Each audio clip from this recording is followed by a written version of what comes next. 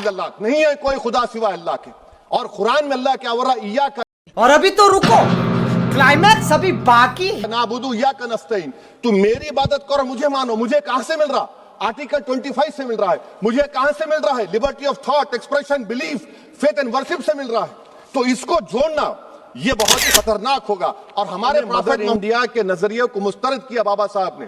बाबा साहब ने एक नई इस्तिलाह वजह कर दी और कहा कि भैक्षित भारत, ये बाबा साहब अम्बेडकर ने कहा। अब मैडम, अगर मजहबी आजादी इस आइन का बुनियादी उसूल है तो सवाल यह पैदा होता है कि उस वक्त हमारे जो कॉन्स्टिट्यूंट असेंबली के प्रेसिडेंट थे जनाब राजेंद्र प्रसाद साहब ने किस बुनियाद पर वंदे मातरम को कौमी तराना करार दिया? ना तो कोई सेक्यूर रेजोल्यूशन है इसके बारे में। मैडम, मैं आपको बताना चाहूंगा कि जुडिशरी क्या कहती है। बीजू इमैनुअल केस है 1986 का, जिसमें जिहोवा विटनेस ने कहा कि मैं नेशनल एंथम के वक्त खड़े रहूंगी, पढ़ूंगी नहीं। सुप्रीम कोर्ट ने कहा कि उसने कोई गुनाह नहीं किया। वहीं एक 2017 का केस है अश्विनी उपाध्याय का केस सुप्रीम कोर्ट का, उन्हें कहा गाइडलाइंस दिए जाएं वंदे मातरम पर, सुप्रीम कोर्ट ने नहीं कह दिया। फिर आप आ जाइए madam, prevention of insult act national 1971, इसमें नेशनल सॉन्ग नहीं है, सिर्फ नेशनल एम्बलम और आपका नेशनल एंथम है। फिर आप आ जाइए 40th अमेंडमेंट आर्टिकल 51 है, 76 में पास हुआ, उसमें भी इसका कोई जिक्र नहीं है।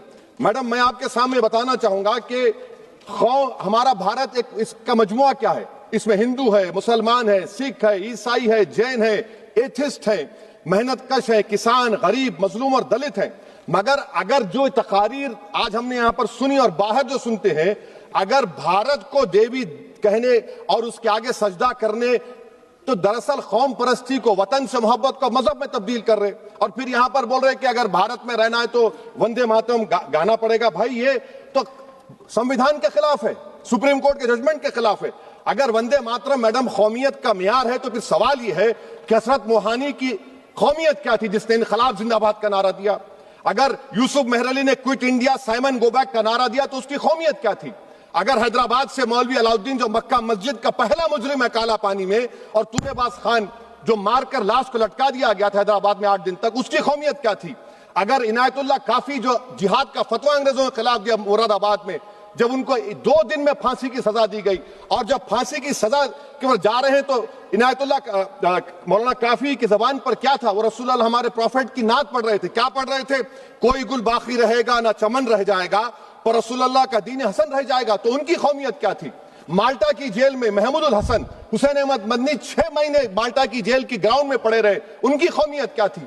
अल्लामा फजल खैराबादी का सल काला पानी का पुकार पुकार कर इनसे पूछ रहा है, जो वहीं पर मर गए, खबर वहां पर है, बताओ मेरी कौमियत क्या थी? मैडम, मैं एक मुसलमान हूं, मैं इस्लाम को मानने वाला बावखार इंसान हूं, और मेरे मजहब की बुनियादी तालीम तौहीद है। ला